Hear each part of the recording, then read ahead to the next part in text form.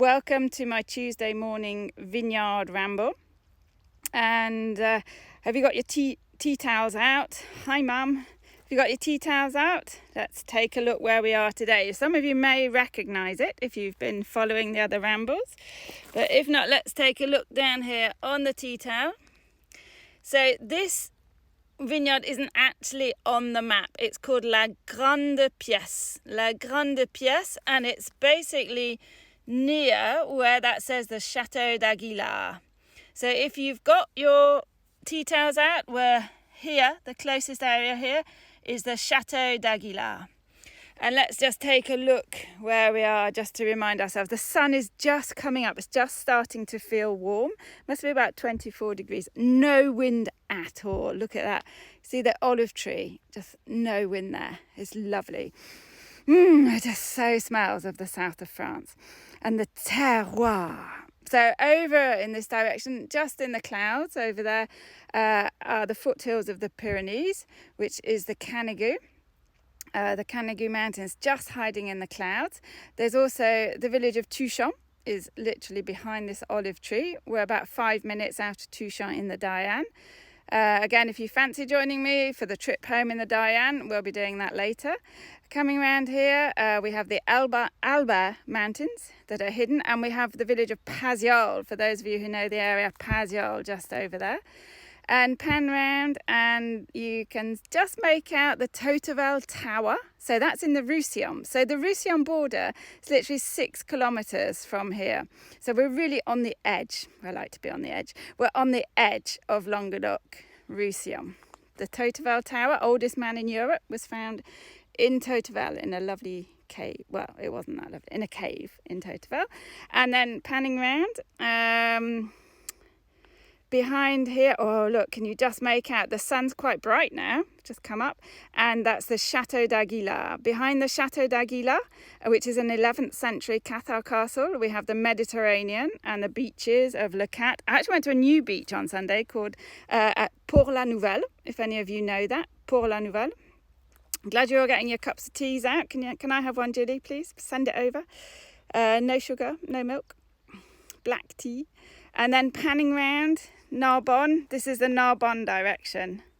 So Narbonne is about an hour. Touchon is so cut off. For those of you who haven't joined me before, Touchon, we're really in the middle of absolutely nowhere. We're an hour from Narbonne and an hour from Perpignan on the other side. And then complete the circle, pan round, and here we have, behind here, the Montoche, the Toche mountain. That rises up to 900 metres.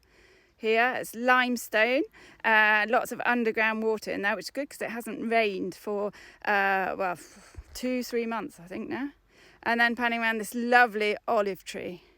Look at that on the end. So for those of you who've recognised the vineyard, this is La Grande Pièce.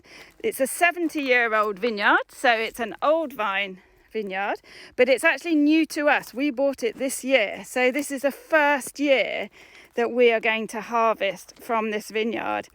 So what I thought we'd do this morning, Jean-Marc is in here somewhere. I can't actually see him, but he is here somewhere. And we thought we'd show you how we know when we're going to start picking, because it is imminent picking. So we thought we'd just have a quick masterclass with Jean-Marc, if I can find him, in here to show you when we get the dates for picking. We're also going to have the results of the competition for the name for when I go into the harvest, into the winery, taking the harvest into the station winery. So that's coming up later. And where's your mark? Just look at these vines. They're looking so good. Oh, I can hear him. I heard a grunt. Oh, I hope it's him.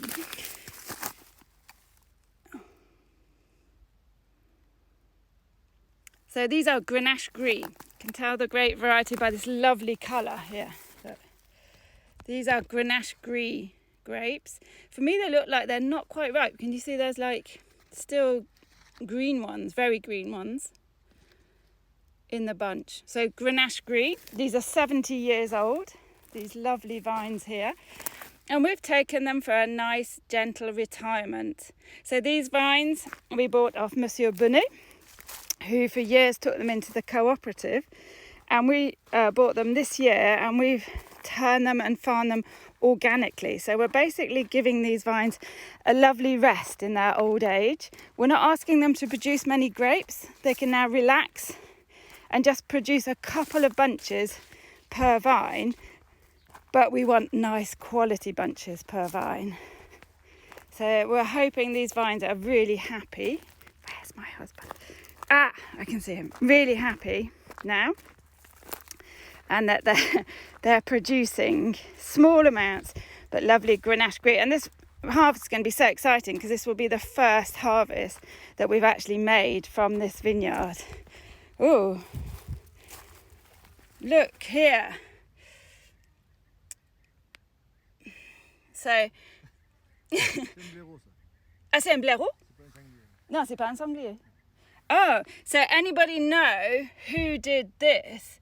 And it's just literally a pile of grapes, obviously gone through an animal, but it's a pile of, yeah, c'est que des raisins. C'est... Jean-Marc's giving you a clue. Jean-Marc's saying it's a blaireau. So for those of you who know what a blaireau is, so these are, anybody got that? A blaireau. Yeah, poo, we got the Kate. Kate, you got the poo. It's not a wild boar, it's a blaireau. I can hear my dad in Aspin-de-la-Zouche going, I know what that is, I know what it is. A blaireau. No, Auntie Jane, it's not a wild boar. Nikki, is that a badger, Nikki? If it is, you got it right. That's badger poo, and looks like they've just sort of eaten just grapes. But here he is. Hello. Hello. Bonjour, Jean-Marc. Salut. Salut tout le monde. T'es un peu lent, mais c'est énorme. That's a very big vine. Je me mets à l'ombre. Yeah, you're hiding in the shade, are you, of one of our Grenache Gris? Tu te caches à l'ombre.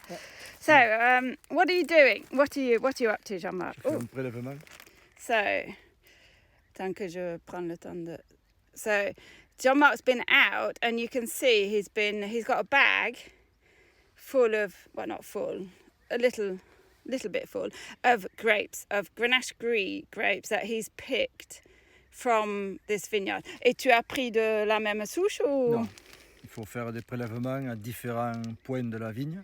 So you've collected these. So these grapes come from different areas in the vine. Il faut que ce soit représentatif de l'ensemble de la parcelle. So trying to get a representative sample from the whole of the... This is a hectare here. Yeah. So we've got 4,000 vines. Normalement, il faut prendre 200 baies. So normally you should have 200, at least 200. So how many... Have you got 200 in there? Non. No.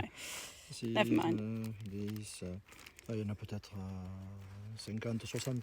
So we've got about 50 or 60, just to show you. But normally we'd have 200, would we? Sort of, yeah.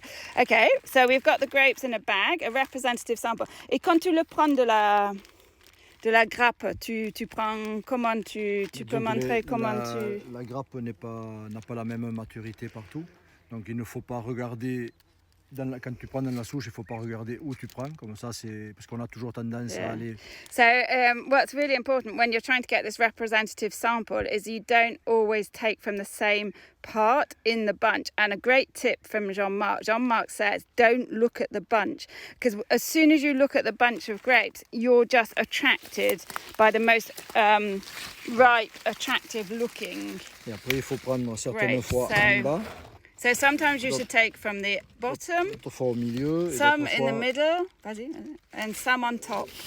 Bon, là, c'est des grappes qui sont plus... So we'll just show you. So if any of you are thinking of checking your vines in your garden, if they're going to be mature, oh look, there's lots here. So in this bunch here, he would go one from the bottom, whoops, one. Pas toujours la même grappe, vers le milieu. One near the middle. Parce que normalement là c'est plus sucré. And one at the top, because normally it's sweeter at the top. Oh, if you have any questions, by the way, please put them in the question box. Au milieu, tu vois, c'est plus difficile à prendre aussi. And in the middle, it's harder to get the grapes out because they're quite tightly packed. Et là, quand on prend au milieu, tu vois, on dirait que c'est blanc, alors que c'est sur du gris. And then when we actually look, he just took that one out of this bunch of what looked like grey grapes, but it's actually still green. Ça, c'est parce que c'est encore vert, c'est pas Parce mûr. que c'est encore vert. Ouais. So that's still green. It will. Ça va devenir, well, it's not going to turn ça va grey devenir now, rose. but ben, Donc, pas quand on maintenant fait parce des que tu l'as prélèvements, enlevé. quand on fait des prélèvements, mais on met aussi ce qui n'est pas encore mûr. Because I know, like, if this was my bag and I'd been picking them, they'd all be lovely and ripe and they'd all be grey. But that's not good because that's not a representative sample. J'ai dit si c'était moi qui avais fait ça, ça serait tout gris et. Je sais pas. I know. Okay, now Et what là, happens? Et là, maintenant, pour nous, le but sur du blanc, c'est de regarder le sucre, l'acidité. So on the white grapes, so the white grapes are going to be the grapes that we harvest first. And what we're checking with the white grapes is the inside, really, of the grapes. We don't use the skins, so we're checking the inside to see if the sugar acidity balance is there. So shall we try some? On peut goûter. Et après, pour trouver les arômes. On va dire il y a l'acidité, le sucre et les arômes. So acidity, sugar and aroma, that's what we're looking for. Yeah. So I think I'm going to now have a grape for breakfast. C'est différent. Oh, not much. Right.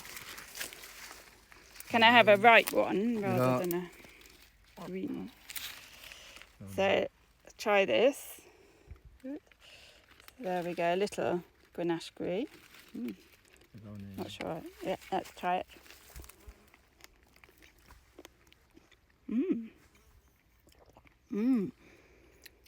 Wow. I like that because it's got a real shot of acidity at the end. It's like, lovely balance. A bit of sugar to begin with. Some is perhaps too much acidity still. Un peu trop. L'acidité, ça va. Ouais, the good acidity now. On va regarder le sucre. Le Yeah, sucre we'll peut-être check the limite. sugar. Because we think perhaps the sugar's not high Au niveau enough. aromatique encore, on n'est pas... And it's not that aromatic. But Grenache Gris is never that aromatic, really. So, En marchant, je vais écraser les so raisins. as he walks along, Jean-Marc is going to squash the grapes in the bag to get the juice out. So quick press, a bag press, because we want to get the juice out so we can measure the sugar. So you can see just coming through the 70-year-old Grenache Gris vines in the shadow of the Aguilar Castle here in Chuchom. And this is actually, it's a bit different, this vineyard for us, because it's actually flat. So normally we would go for hillside sites, but when 1 hectare of Grenache Gris comes up for sale, we were not going to refuse it. And we've actually cut the vine back a lot to lower the yield and to be able to farm it organically. So it's all been ploughed, if you remember, with mignon, those of you who follow me. If not, look back at the videos on YouTube and look at La Grande pièce, the big room. So exciting to know what we're going to make quality wise. Il faut écraser toutes les baies. So you have to make sure that you've squashed all of the berries. If you don't squash them all, then you don't get the On va representative essayer de pas sample. les mettre sur les pieds. And what's this machine? So you try not to get it on your feet. Sticky grape juice in the morning. And then Après, tu regardes au soleil. Then you look, hi Diane, you look towards the sun 11.2. and the potential alcohol is 11.2. So the sugar, we're measuring the sugar, and this machine, it's not really a machine, this refractometer converts it on the scale into potential alcohol. So when you look through, it gives you a reading, and Jean-Marc's saying it's 11.2. It's always good to do it twice because sometimes... Yeah, it's the same. Oh, it is the same, okay. 11.2. So shall we pick then, Jean-Marc? No, I think for our quality is about 13 degrees pour avoir un peu de structure, un peu de rondeur. Yeah, because what we like in our wines is lovely richness and depth, and they're quite big, our white wines, lots of body and structure in there. So we want to wait a little bit longer, probably until the alcohol is showing at about 13, at least 13%. À peu près, about. Après, ça dépend aussi au niveau des arômes et de l'acidité pour avoir un bon équilibre. Yeah, and we need to keep eating them to see the balance with the acidity and the sugar. Parce que sur nos vins blancs, on veut éviter d'avoir des goûts herbacés ou trop végétaux. Yeah, because if we pick now, so we'd have quite vegetal or herbaceous flavours in the wine, and that's not our style of wine. Have you tasted my Grenache Gris? If anybody's tasted the Grenache Gris, you'll know it's full-bodied. They're brilliant food wines, and we don't want that sort of green edge to the wines, but we do want to keep acidity as well. So it's just that balancing game. And like Jean-Marc is quite stressed, you can't tell, but he's quite stressed about when to say oui for for the picking date, because it's a massive responsibility, and you only get one chance. Once you've picked them, you can't then say, oh whoops, and go and put them back on the vineyards. So just giving that a clean. Fantastic. So not picking today then, or tomorrow? No, I think the other vineyard we start next Monday. Oh, okay. So picking. We're going to start next Because Monday. It was about 12 and a half. So we're at 12 and a half on the other. Oh, you're Yeah. speaking English. Okay. Here is 11.2. I think it's about 10 days, something like this. Oh, still 10 days to go. Excellent. Well, excellent. I don't know if that's exactly, excellent. but approximately Okay. 10 days. 10 days. And no wild boar damage here. No, for the No. moment, no. Could happen as they ripen, perhaps. Who knows? Okay. Fantastic. So now let's have a look at the competition. So we had a little competition just because from next week, so it looks like it's going to be next week, I'm going to be moving into the Lagar winery, and I just thought I'd needed inspiration for the name of what we were going to call, like this is Vineyard Rambles, so what we were going to call the rambles when I'm in the winery. Whew, get it out. And loads of you, we had over 20 replies with some really, really good ideas. But in actual fact, it was my mum in Ashby de la Zouche. Now, she didn't actually put it on the screen, but mum said, and I was like, oh, they're all really good. I don't know what to choose. And she just went, why don't you call it Harvest Ramble? And I went, Mum, that's brilliant. Harvest Ramble. I'm going to call it Harvest Ramble. So the name will be Harvest Rambles, but we thought the others were so good. Oh, those mosquitoes were so good that we've got out our little rustic camembert. So we selected 6 of what we thought were the best, and we'll just read out the 6, and then we're going to do a little draw, a prize draw, to see who wins a t-shirt out of these 6. So here we go. So what was the first one that we picked? Arden Paul. Arden Paul. Pressing Meta. A pressing matter. I thought that was very witty, Paul. Gilly K. Gilly. Winery Wonder Dan. Yeah, so it's Gilly and Dan came up with Winery Wonder. Some of you did come up with the things, but you didn't tag a friend. So they were not put into it. But Winery Wonder, thought it was really good. Either spent Wonder O or Wonder with an A. So that was Gilly and Dan. John is 30. John is thirsty. No, Jones is thirsty. Jones is thirsty. Step inside. Step inside. So Jones is thirsty. We like that idea of actually stepping inside the winery. Ruby Sprocker. Ruby Sprocker. Lagar Uncorked. Lagar Uncorked. Like that one too, Ruby. Really good. Brad. C'est qui était marqué. Window into the winery. Yeah, Brad, like that one. Window into the winery. Really good one. And finally, Vicky George. Allez les vendanges. Jean-Marc picked that one. Allez les vendanges. I think it was the only one that was actually in French, so we really like that. So we're just going to fold them back up, put them into our little camembert box, give them a good shake, and then we'll pick one out for the winner of the t-shirt. The t-shirts will later be on the website. So and the winner is don't look. The winner is Vicky, Georges. Vicky George. Allez, les vendanges. Allez, les vendanges. You did that on purpose so that he could pronounce it. Tu l'as fait exprès comme ça tu le prononces. Yeah, it's good. So Vicky George, well done. A t-shirt on its way to you. For the other t-shirts, by the way, they are leaving this week. Those of you who got them from the Toasting on the Rock, they're on their way. A second, we'll take Vicky out. Jean-Marc's on a roll. We're going to have a runner-up. Ruby, Lagarde, uncorked. Ruby, Sprocker, Lagar, uncorked as well. So if Ruby and finish, no more? Okay. So first and a runner-up, if you can just direct message me your addresses, that would be fantastic. Now let's have a look at your... Oh, such a lovely morning. This is the best time of day. Let me just have a quick look at your questions. While I do that, just say I'm back on Thursday. So rambling on Thursday. It's still going to be a vineyard ramble. It's still going to be a vineyard ramble on Thursday, and I'm going to try and get Roger and Roger's memories of harvesting in Tucson. So I think we've answered this question, Liam. How long should it take to move from 11.2 to 13? So Jean-Marc thinks about 10 days. It depends on the weather. But it depends on the weather. If it's the north wind, you go faster than if it's wind from the sea.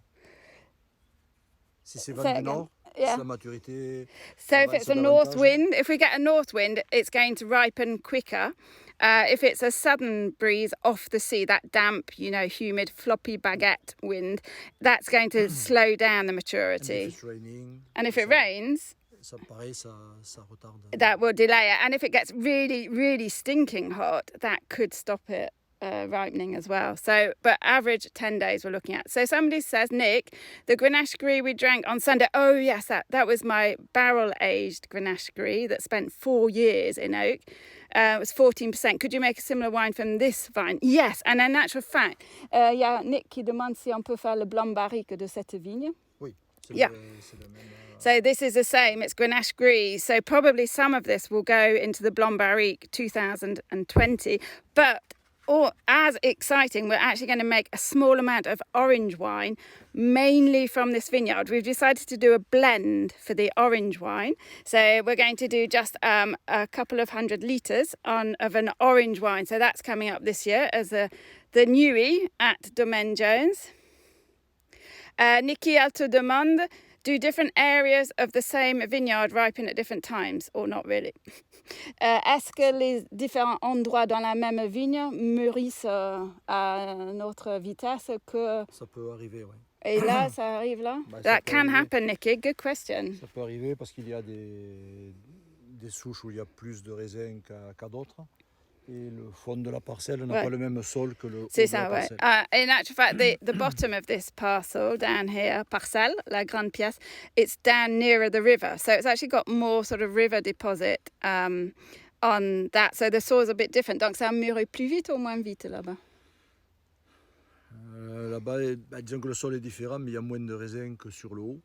Okay, so it's more about how many grapes there are. So if there's more grapes on a vine, it will take longer to ripen. If there's less grapes, it will ripen more quickly. So because the soil is poorer down at the bottom near the river, they will actually ripen quicker because there's less grapes. But this is the first year we've done this vineyard, so it's all going to be a bit of a surprise when we actually pick in 10 days' time. So... yeah, another one from Pesto Pistu asking about hoping that we get the 13% from the vines. We'll wait for it. And a final question from Kate Sweet, who says, est-ce que c'est que du Grenache Gris dans cette vigne? Parce que normalement, c'est mélangé. Mais il y a du blanc, là c'est un blanc. So, it is mainly Grenache Gris, but as you can see here, just in front of us, there's some Grenache Blanc mixed in. So Grenache Gris here, and I'd say... Mais là, c'est pas mûr. And you can see that's not ripe, but so that will all be Grenache Gris when it ripens. Mais pour la répartition, we'll know when we pick, because we're going to actually pick them separately. So we're going to pick the Grenache Gris all together, and we're not going to pick the Grenache Blanc. So we'll know precisely how much Grenache Blanc we've got. Mais il n'y a pas de rouge. Hein? À part le... On ne l'a jamais vendangé, mais il y a peu de blanc. Mais t'as vu du rouge là-dedans? J'en ai vu une souche. Oh, he has seen one. Actually, in this vineyard, he's seen Jean-Marc's seen one vine, red vine. So there's some red vine. C'est un drôle de couleur, ça aussi. Ça? Ouais, c'est du Grenache Gris. Ah, j'ai pas mes lunettes. And just looked a bit of a funny orange colour. And there's also 4 vines of muscat. Do you remember those of you who came in the vine with me last time? There's some muscat. 4, il y a 4 pieds de muscat aussi. Il y a quelques, ouais. Ah. Ben, on ne l'a jamais vendangé, c'est la première fois. Donc But as we've never harvested on va it, découvrir un peu. we're going to discover. It's really Mais c'est exciting. majoritairement du Grenache Gris. But it's mainly Grenache Gris. Excellent. Je pense que c'est plus de 80%. So we'd say more than 80% Grenache Gris, but we'll be looking out for that during the harvest. So there we are. So thank you very much. Merci beaucoup, Jean-Marc. Merci. Tu fais quoi maintenant? Je vais aller voir d'autres vignes. Oh, so you're going to go and check out some other vines. Les blancs pour voir si en vendange ou pour les sangliers? Les deux. Les deux. So you're going to check out ripeness on some other vines and also to see if the wild boar have been in there. What variety of muscat? We only have muscat petit grain. Just picked up that question from Martin. Muscat de Frontignan. Le nom. Petit grain. Petit grain. Right. Petit grain or Frontignan. So that's what we have here. And they would have been planted. Oh, hi, Fishwick, Mr. Fishwick. Good to see you. They would have been planted so that harvesters could actually eat them during the harvest. Some. Comment? Ils sont plantés pour que les vendangeurs ils mangent pendant les où ils cueillent. Oui. Yeah, so it was for home consumption, those 4 muscat vines in this vine. So thanks very much, everybody. I'll see you on Thursday. So the plan for the week, Thursday, hopefully with Roger. Roger il est là aujourd'hui, ton père? Il doit être au jardin. Every morning go. Still, get him in the garden, so to speak, and look at his vegetables. And then on Friday, we're doing on the rock tasting, and we're going to be tasting Katie Jones Red. And white, no? And white. Yeah, we're going to do a double whammy. Katie Jones, red and white. So they're the ones with a screw cap, and you can get them in quite a few wine shops in the UK. So the red and the white, and that's going to be a little bit earlier. It's going to be at 7 o'clock French time, so it's going to be 6 o'clock UK time. So just right for the aperitif and the end of the week and the calm before the storm. So it's been lovely seeing you all. I'm going to sign off here and then get in the Diane. For those of you who want, it's literally a 2-minute trip back into Touchon. So join me then, and I will see you all on Thursday. Okay, who's going in the back?